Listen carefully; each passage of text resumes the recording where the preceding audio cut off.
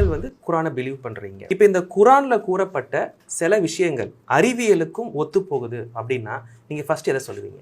குரான்ல நிறைய வேர்சஸ் இருக்கு. குரான் வந்து என்ன சொல்றோம் அப்படின்னா the words of God, கடவுளுடைய வார்த்தைகள் அப்படின்னு சொல்லிட்டு அது வசனங்களா இருக்கும். புத்தகம்னு எடுத்த வசனங்கள் இருக்கும்ல, அந்த வசனங்களுக்கு அரபியில ஒரு பேர் இருக்கு. என்ன அப்படின்னா ஆயா அப்படின்னு சொல்லுவாங்க, ஆயத் அப்படின்னு சொல்லுவாங்க. அந்த ஆயத்னா என்ன அப்படின்னா சயின்ஸ், அடையாளங்கள்னு அர்த்தம். SIGN science.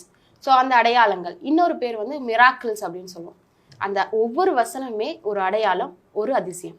எதற்கான அடையாளம் அப்படின்னா கடவுள் இருக்காரு அப்படின்றதுக்கான அடையாளம். எதற்கான அதிசயம்னா இது மனிதனால சொல்லப்பட முடியாத வார்த்தைகள் அப்படின்றதுக்கான அதிசயம்.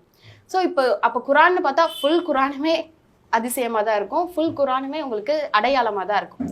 அதுல குறிப்பா சில விஷயங்கள் என்ன அப்படின்னா அட்வான்ஸ் சயின்ஸை பேசணும். நம்ம பழைய சயின்ஸ் கூட கிடையாது, ரொம்ப அட்வான்ஸ்டு சயின்ஸை பத்தி பேசணும். இப்போ ஒரு மனுஷன் வந்து பிசிசிஸ்ட் இருக்காரு அப்படின்னா அவருக்கு வந்து கெமிஸ்ட் பத்தி நாலேஜ் இருக்காது, டீப் நாலேஜ் இருக்காது. ஜென்ரலா நாலேஜ் இருக்கும், டீப் நாலேஜ் இருக்காது. PhD லெவல் பண்ணவங்களுக்கும் ஒரு பிசிசிஸ்டுக்கும் கண்டிப்பா டிஃப்ரென்ஸ் இருக்கும். ஒரு சயின்ஸ் ஸ்டூடெண்ட்ஸ்க்கு ஆர்ட்ஸை பத்தி நிறைய தெரியாது. ஸோ எல்லா டிபார்ட்மெண்ட்டையும் ஒரே மனுஷனால கவர் பண்ண முடியாது. ஸோ இந்த குரான் என்ன சொல்றாங்க, முகமதுடைய வார்த்தைகள்னு ஏத்திஸ்ட் சொல்றது ஓகே. அப்படி சொன்னாங்க அப்படின்னா, அப்படி முகமதுடைய வார்த்தைகளா இருந்ததுன்னா, ஸல்லல்லாஹு அலைஹி வஸல்லமுடைய வார்த்தைகளா இருந்தது அப்படின்னா ஒரு மனுஷனே எல்லா டிபார்ட்மெண்ட்டை பத்தி பேசியிருக்க முடியாது. ஸோ இப்போ நம்ம வந்து ஒரு 5 டிபார்ட்மெண்ட்டை பத்தி பேசலாம். 5 விஷயங்கள்: physics, chemistry, embryology, geology and நம்மளுடைய ஹிஸ்ட்ரி. இதெல்லாம் பேசுவோம். பிசிக்ஸ் தெரிஞ்சவங்களுக்கு கெமிஸ்ட்ரி தெரியாதுன்னு சொன்னோமா, பிசிக்ஸ்ல big bang theory. Big bang theory எப்போ கண்டுபிடிக்கப்பட்டது? 1930களில். அப்போதான் வந்து பிக் பேங் தியரியை பிசிசிஸ்ட் கண்டுபிடிக்கிறாங்க. என்னன்னா இந்த பூமி, இந்த யூனிவர்ஸ் எல்லாமே ஆட்டோமேட்டிக்காக இருந்தது கிடையாது. சம் பிக் பேங் ஒரு பெரிய வெடிப்பு உருவாகி எல்லா கோள்களும் உருவானது அப்படின்னு குரான்ல இந்த வசனம் இருக்கு. 21வது அத்தியாயம் 30வது வசனத்துல என்ன சொல்றான் அப்படின்னா, வானம் பூமி இரவு பகல் எல்லாமே ஒன்றோடு ஒன்று இணைந்திருந்தது, அதை அல்லாஹ் தான் பிரிச்சான் அப்படின்றத நீங்க பார்க்கவில்லையா அப்படின்ற கொஸ்டின் வருது. ஸோ வானம் பூமி எல்லாமே ஒன்னாதான் இருந்தது, அதை செப்பரேட் பண்ணி பிரிச்சு எடுத்த அதுக்கப்புறமா தான் பிரிச்சு எடுக்கப்பட்டது பிறகுதான் இந்த உலகம் வந்தது அப்படின்ற ஒரு விஷயம். ஸோ அந்த பிக் பேங் தியரி வந்து இப்போ 1930களில் கண்டுபிடிச்சது. எப்படி 1455 வருஷத்துக்கு முன்னாடி ஒரு மனிதனால சொல்ல முடியும்? யார் சும்மா ஒரு பேச்சு வாக்கில் இதெல்லாம் சொல்லிட முடியாதுல்ல. ஸோ ஃபிசிக்ஸ் வந்து இன்னைக்கு இருக்க அட்வான்ஸ் சயின்ஸுக்கும் குரானுக்கும் எந்த ஒரு மாற்றமும் இல்லாமல் இருக்கு அப்படின்றதுக்கான அடையாளம் இது. கெமிஸ்ட்ரி பார்த்தோம்னா மினரல்ஸ் தெரியும் நமக்கு, தனிமங்கள் அதெல்லாம் வரும், உலோகம், தனிமம், அந்த மாதிரி விஷயங்கள்லாம் வரும்.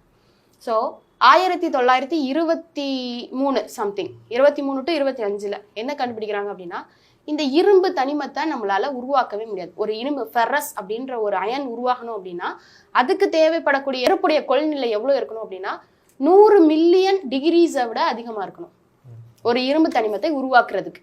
அப்போ என்ன சயின்டிஸ்ட்லாம் ஃபைண்ட் பண்றாங்க அப்படின்னா, இது எங்கோ ஸ்பேஸ்ல இருந்து வந்திருக்கு, ஸ்பேஸ்ல இருந்து இந்த உலகத்துக்கு இரும்பு வந்திருக்கு அப்படின்னு.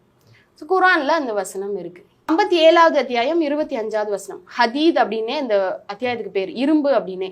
இரும்பு தான் அப்படின்ற டாபிக்லேயே அந்த அத்தியாயம் இருக்கு. என்ன அப்படின்னா, இரும்பை நாம் இறக்கினோம் அப்படின்னு வரும். இரும்பை நாம் இறக்கினோம், அதாவது வேற எங்கேயோ இருந்து வந்து பூமிக்கு இறக்கினோம், அதுல உங்களுக்கு நிறைய பயன்கள் இருக்கு அப்படின்ற வார்த்தை வரும்.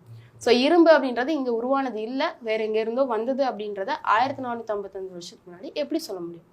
ஸோ பிசிக்ஸோடைய இன்டெப்தா இருக்கட்டும், கெமிஸ்ட்ரியோட இன்டெப்தா இருக்கட்டும். தென் பயாலஜிக்கு மூவ் பண்ணலாம். பயாலஜின்னு வரும்போது எம்பிரியாலஜி. பயாலஜியில் நிறைய விஷயங்கள் நம்மளே பேச முடியும். உடல் உறுப்புகளை பற்றி பேசலாம், மனிதனுக்குள்ள உறவுகளை பற்றி ஈஸியாக பேசிடலாம். எம்பிரியாலஜியை பற்றி ஈஸியாக பேச முடியாது. கரு எப்படி உருவாகுது, ஏன்னா அது கண்ணுக்கு தெரியாத விஷயம். ஒரு தாயோடைய கருவுக்குள்ள உருவானது. இந்த எம்பிரியாலஜியோட ஹிஸ்டரியே எப்போ இருந்து உருவாகுது அப்படின்னா 1959 தான் எம்பிரியாலஜி டெவலப் ஆகுது. முன்னாடியே வந்து கரு எப்படி உருவாகுது அப்படின்றத டிசெக்ட் பண்ணி கத்துட்டு இருந்தாங்க. அதுக்கப்புறம் ஸ்கேனிங் சிஸ்டம்ல வரும்போது எப்படி வந்து கரு உருவாகுது அப்படின்றத கண்டுபிடிச்சாங்க. ஆனா 1455 வருஷத்துக்கு முன்னாடி குரான்ல இருக்கக்கூடிய வார்த்தைகள் என்னது? 23வது அத்தியாயம் 12ல இருந்து 17 வரை ஒவ்வொரு ஸ்டெப் பை ஸ்டெப்பா வந்து எப்படி கரு உருவாகுது அப்படின்றத வந்து அல்லாஹ் சொல்றோம். என்னன்னா ஃபர்ஸ்ட் வந்து அது வந்து ஒரு இரத்த கட்டியோட நிலைமையில அட்டைப்பூச்சி போன்ற இரத்த கட்டி. அட்டைப்பூச்சி எப்படி இருக்கும்னு நமக்கு தெரியல, அது மாதிரி ஒட்டிட்டு இருக்கக்கூடிய இந்த மாதிரி இவ்வளோ இன்டீட்டெயில்டா எப்படி சொல்ல முடியும்? ஒரு கருல ஊம்புல அதோடைய ஃபர்டிலைஸ்டான ஒரு ஓவம் எப்படி இருக்கும் அப்படின்னா ஒரு அட்டைப்பூச்சி மாதிரி ஒட்டிட்டு இருக்கும் அப்படின்றது வந்து இன்னைக்கு இருக்கிற சயின்ஸ்ல நம்ம ஸ்கேன் ரிப்போர்ட்லயே நம்ம பார்த்தோம் அப்படின்னா தெரியும். ஸோ அந்த நிலைமையில ஃபர்ஸ்ட் உருவாகுது. அது எப்படி உருவாகுது அப்படின்னா நுத்துஃபா அப்படின்ற வேர்டை சொல்லியிருப்பாங்களாம். நுத்துஃபா அப்படின்னா என்னதுன்னா 2 திரவங்கள் சேர்க்கிறது. ஆப்போசிட் ஜெண்டர்ஸ் இருக்கக்கூடிய திரவங்களை 2 திரவத்தை நம்ம சேர்த்தோம்னா நுத்துஃபா அப்படின்னு சொல்லுவோம். ஸோ அந்த நுத்துஃபால இருந்து இது உருவாகுது அப்படின்னு சொல்லுவாங்க. நுத்துஃபா அப்படின்றது எதுனா மேலோடைய ஸ்பெர்ம்ஸும் ஃபீமேலோட ஓவமும் மிக்ஸ் ஆகி இது வந்து உண்டாகுது அப்படின்ற விஷயங்கள். ஸோ ரத்த கட்டி நிலைமைக்கு வந்துடுது. அதற்கப்புறமா அதற்குடைய சதைகள் கொடுக்கப்படுது.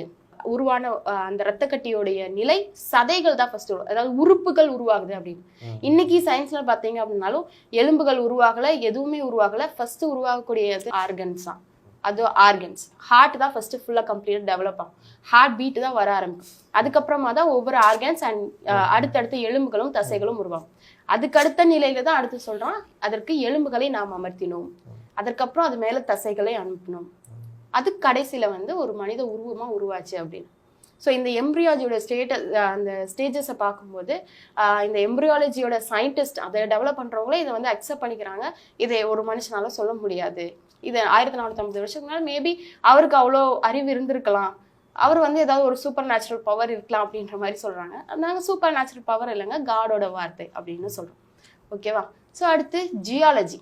இதெல்லாம் வந்து சயின்ஸ் பேசுறோம். ஜியாலஜி இதெல்லாம் கூட யோசிச்சு எழுதிருக்கலாம். உலகத்துல இருக்கக்கூடிய விஷயத்த எப்படி யோசிச்சு நம்மளா ஒரு கற்பனையில எழுத முடியாது தானே. கடலுக்கு நடுவுல ஒரு தண்ணி இருக்கு. நம்ம தண்ணியோட நேச்சர் தெரியும். ஒரு உப்பு தண்ணியும் நல்ல தண்ணியும் கலந்தீங்கன்னா என்ன ஆகும்? உப்பாயிரும். ஆமா, ஆட்டோமேட்டிக்கா அது உப்பாயிரும். அது ஹை கான்சென்ட்ரேட்டட் உப்புல இருக்கக்கூடிய தண்ணியை நார்மல் ட்ரிங்கிங் வாட்டர்ல கலந்தோம்னா கம்ப்ளீட்டா அது உப்பாயிரும். ஸோ அதை பிரிக்கக்கூடிய நேச்சர் கிடையாது. வாட்டர் மாலிகுல்ஸ்க்கு அந்த நேச்சர் இருக்கு. அந்த H2Oக்கு ஒவ்வொன்றையும் அட்ராக்ட் பண்ணக்கூடிய நேச்சர் இருக்கு. ஸோ அப்படி இருக்கக்கூடிய நேரத்துல கடலுக்கு நடுவுல ஒரு பகுதி இருக்கு. அந்த பகுதி இனிப்பா இருக்கும், இனிப்பான குடிநீரா இருக்கும், கடலுக்கு உள்ள இருக்கும். இன்னொரு பகுதி உப்பா இருக்கும் அப்படின்னு குர்ஆன்ல வசனம் வருது. அந்த கடல் எங்க இருக்குன்னா பெனிசுலால டூலம் அப்படின்ற இடத்துல இருக்கு. ஒரு மெக்சிகோல இருந்து 15 கிலோமீட்டர் தாண்டி கடலுக்குள்ள போகும்போது 150 அடி ஆழத்துக்கு கீழே, கடலுடைய 150 அடி ஆழத்துக்கு கீழே ஒரு ரிவர் ஓடுதான், நல்ல தண்ணியில இருக்கக்கூடிய ரிவர். அதை அந்த குர்ஆன்ல அல்லாஹ் சொல்லியிருக்கான், இந்த மாதிரி அதை பிரிக்கக்கூடிய ஒரு திரையை நாம் அமைச்சிருக்கோம் அப்படின்னு. நல்ல தண்ணியாவே இருக்கும், நீங்க குடிக்கிற மாதிரியே இருக்கும், உப்பு தண்ணி இருக்கும், அது ஒன்றோடு ஒன்று கலக்காது அப்படின்னு குர்ஆன்ல அல்லாஹ் சொல்றான். 25வது அத்தியாயம் 53வது வசனத்துல. ஸோ இதெல்லாம் பார்த்துட்டு இன்னமும் வந்து இது வந்து யாராவது கற்பனை பண்ணியிருப்பாங்க அப்படின்னா இது மாதிரி நிறைய அடையாளங்கள் இருக்கு. குர்ஆன் முழுக்க இந்த மாதிரி அடையாளங்கள் இருக்கு.